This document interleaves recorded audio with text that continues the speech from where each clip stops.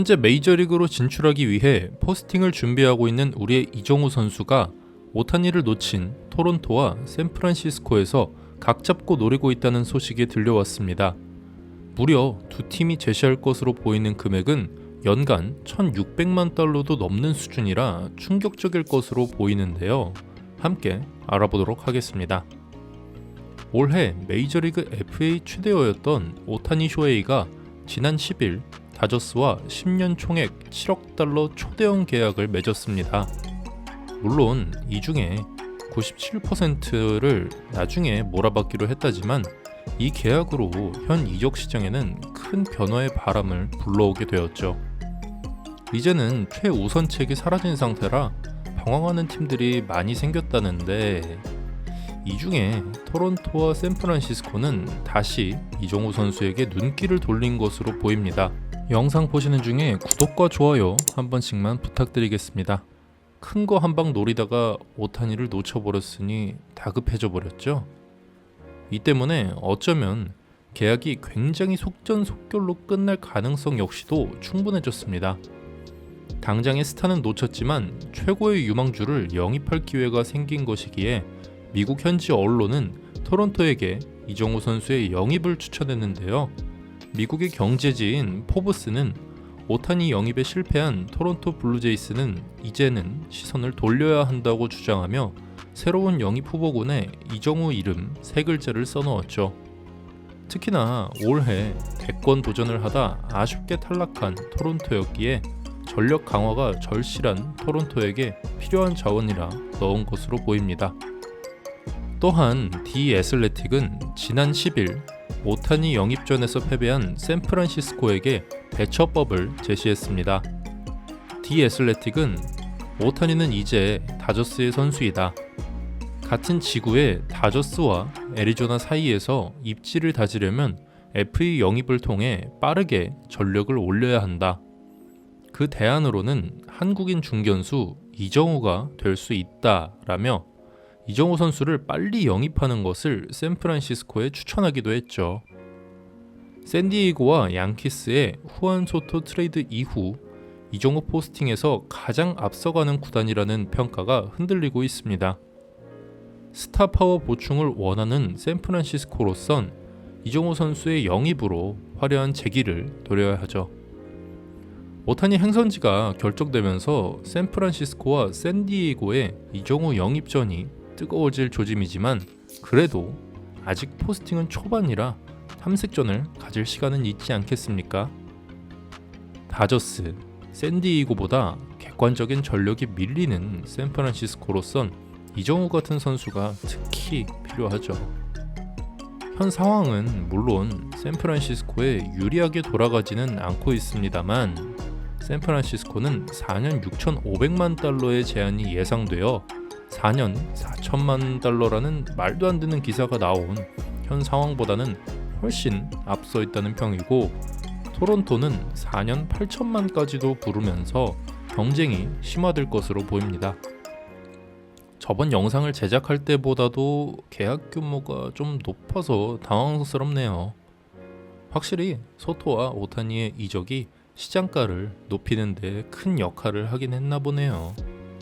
이정우 선수의 장점은 역시나 타격 능력입니다. 2017년부터 23년까지 각종 국제대회를 다녀오며 단 한 대회도 부진한 적이 없을 정도로 실력을 증명했죠.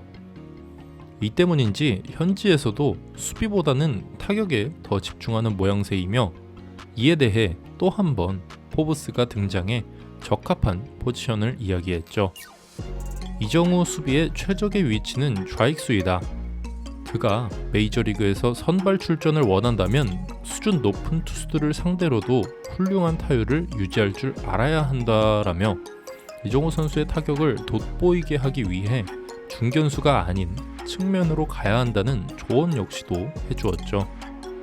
토론토는 일단 내야 자원 전부와 중견수가 모두 FA 자격을 얻었고 팀을 떠날 것으로 예상됩니다.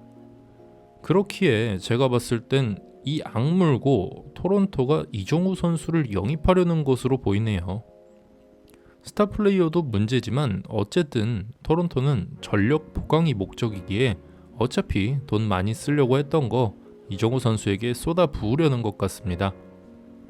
물론 오타니가 굉장한 선수인 것은 맞습니다. 마케팅적으로도 아주 훌륭한 선수이고 특히나 일본 기업들 같은 경우에는 선수 하나가 메이저리그에 진출하면 그 소속되는 팀에 아주 많은 투자를 하는 것으로 알려져 있죠. 아무래도 그런 부분까지도 차이가 있으니 일본 선수들의 계약 규모와는 한국 선수들이 차이가 있을 수밖에 없긴 합니다.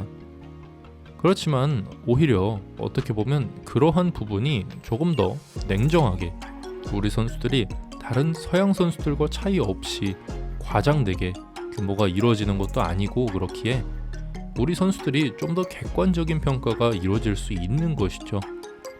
물론 일본 선수들의 1에서 2억 달러 규모의 계약 역시도 굉장히 부럽긴 합니다만 이제는 한국이 굉장히 세계적인 입지를 다룬 나라로서 그러한 차이 역시도 존재하는 건 좋지 못하다고 생각합니다. 어디까지나 이젠 같은 지위로서 동등하게 마케팅 수단이 아닌 동등하다는 평가를 받아야 한다고 생각됩니다. 물론 우리 선수들이 큰 계약 규모를 따낸다면 저는 당연히 기쁠 겁니다.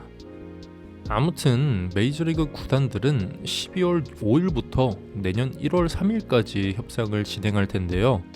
아직 이정우 선수는 98년생의 어린 선수이고 가진 잠재력을 또 보았을 땐 어디까지나 첫 진출팀은 거쳐가는 구단으로서 여길 것으로 보이기에 너무 쉬운 토론토보다는 비교적 날 좋은 팀으로 가는 것이 훨씬 보여줄 활약에 도움이 될 것으로 보입니다. 류현진 선수의 경우에도 물론 부상이랑 첫 아메리칸 리그 진출이라 여러모로 안 좋았던 것 같습니다만 투수는 특히나 더욱 손 컨디션을 많이 타기에 날씨의 영향이 없었을 수는 없었을 거라 생각합니다. 그렇기에 꼭 따뜻한 곳에 가서 야구를 했으면 좋겠네요. 6년 1억 달러 이상의 계약으로 가서 한국에서 진출할 선수들을 위해 선례를 남겨주는 것도 좋을 것 같긴 합니다만 그것 또한 우리의 욕심일지도 모르겠습니다. 아무튼 적당한 기간의 계약으로 진출해서 그곳에서도 잘 성장을 이뤄 더 큰 선수가 되었으면 좋겠습니다.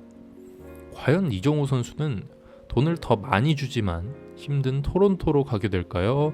아니면 적어도 야구하기 편한 샌프란시스코로 가게 될까요? 여러분의 의견 역시도 댓글로 남겨주시길 바랍니다.